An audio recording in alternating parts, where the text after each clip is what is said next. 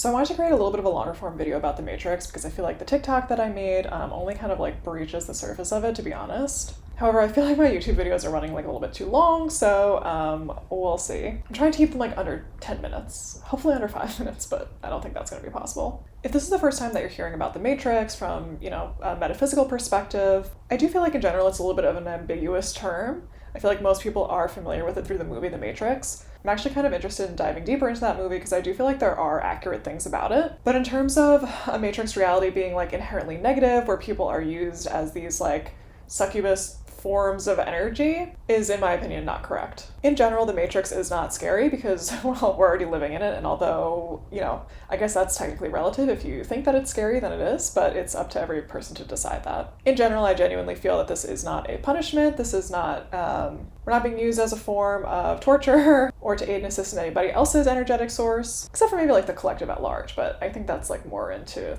theology. In my opinion, the Matrix is simply short for a matrix reality. In other words, a reality where you don't really know anything and everything outside of it, right? So we don't really know what's going on outside of this universe, and in particular, for people who believe in reincarnation, we don't really know what happens to us after we die. Even though we do have accounts of it and people do read it, there's definitely things that are like familiar and are kind of repeated patterns throughout the conversations that people have about the other side, but it's just impossible to know 100% for sure. Even with accurate information that like mediums are passing through, in human form, there's just, there's only so much that you can know.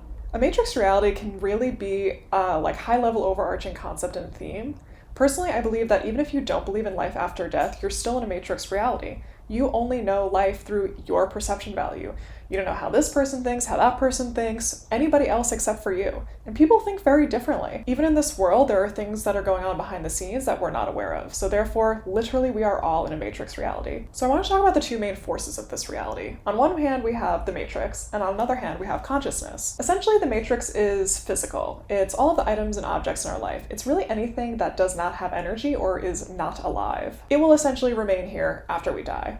Consciousness is the exact opposite. It's comprised of our thoughts, feelings, and emotions. It is what would perceivably go on after we die. It's energy, it's life force. Both of these two things interact with each other. The matrix, or physical reality, only moves if consciousness, or us as human beings or animals in nature, move it. It really only changes if we are involved.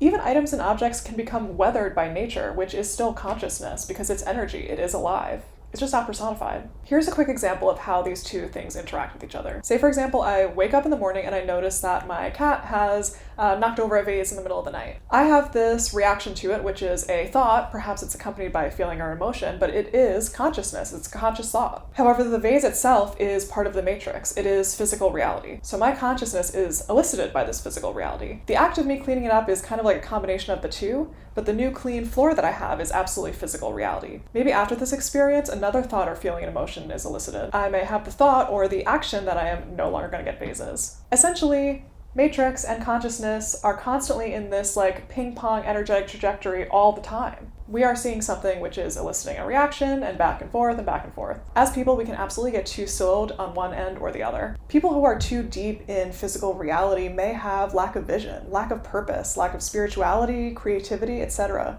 even passion and motivation. And on the other hand, if you're too deep into consciousness, you may be really disconnected from your physical reality. You may not feel particularly grounded, have an issue executing.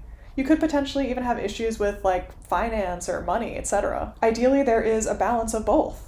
As you can imagine, there's really like unlimited issues with this, but one of the major ones, in my opinion, is the internet, AI, social media. Back in the day, things were like a bit more simple. We didn't have all of these different things, so to speak, and we didn't have a lot of distractions. So when we are conscious beings and we're perceiving our reality, it's pretty much the same reality that everybody else is seeing. Obviously, there's different nuances. But with all of these things, particularly social media, we perceive that we are living in a different reality than we are. And I really don't want to like come up here and be this cliche like, oh, the internet is bad, and like all of these things, because the internet and social media is all amazing. It's done a lot of great things. It's just kind of overcomplicating this very simple process. Each world that we've created in the internet is another false matrix. It's this like wormhole of energy that like doesn't go to anywhere. And again, it's kind of this figment of our imagination. It's not real. So instead of it being just one matrix and one consciousness, all of these different little levels are all of these false realities that we've created, Consider that we didn't really need the internet to create them. Anytime you have a warped sense or perception of reality,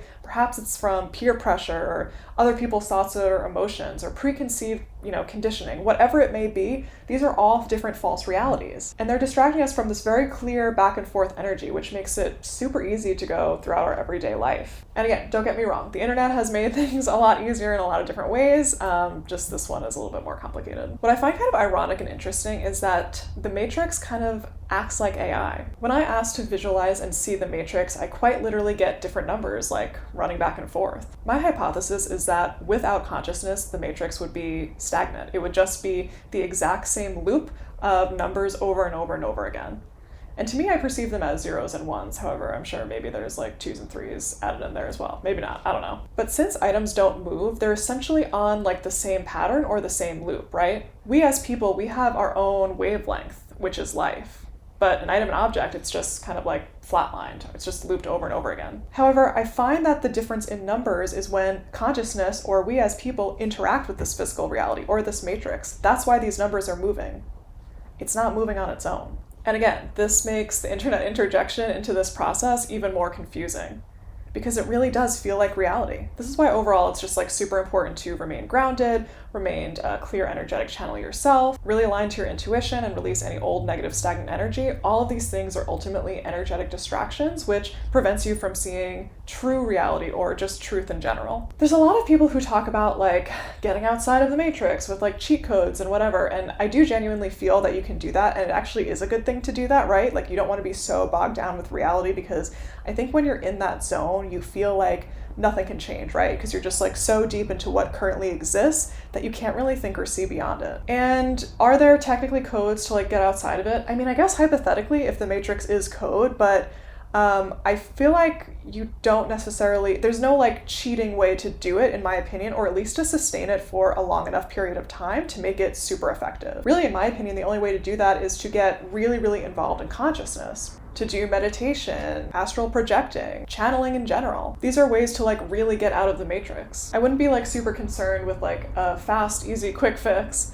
I mean, we're here for a reason. We're supposed to be interacting with this matrix, so overall it is okay. You just don't want to be super siloed on one side or the other, at least for a long enough period of time. I feel like bouts of time in between could be like super helpful if you like really need to kind of like get out of a perspective, that kind of thing. In general, the matrix loves to be on loop, and in general, consciousness hates being in it. But this is really how we kind of move forward and how we succeed in general. It's a combination of the two. We need both to survive, literally. I think one of the most interesting things is the relationship between the matrix and time, because I feel like they're kind of one and the same. Time absolutely is a construct, but a real concept, right? Because we know how things age in this lifetime. There is physical evidence of aging. But on the other side, and from consciousness point of view or standard, energy is infinite. It just keeps changing or evolving.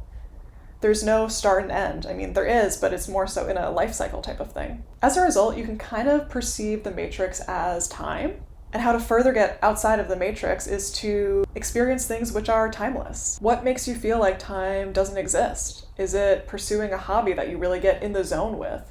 Is it sharing experiences and moments with people who make you feel like time doesn't exist? These experiences that we have kind of live outside of the matrix. And I feel like a lot of them bring infinite value and abundance to our life. In general, seeking out more of these conscious moments, I guess you could say, within the matrix will also help you develop less of a warped relationship with time, right? There's so many people who feel like they have too much time in certain situations or not enough time in other situations, and you want to genuinely feel at peace in the moment. And I think a lot of people struggle with that. Adding more value to your life in those ways or in your daily routine can really help. What makes you feel outside the matrix? What makes you feel outside of time? I think it's up for you to decide. Hope this helps with your matrix journey. Let me know if you have any other interesting thoughts or tips and tricks, I guess. Tips and tricks.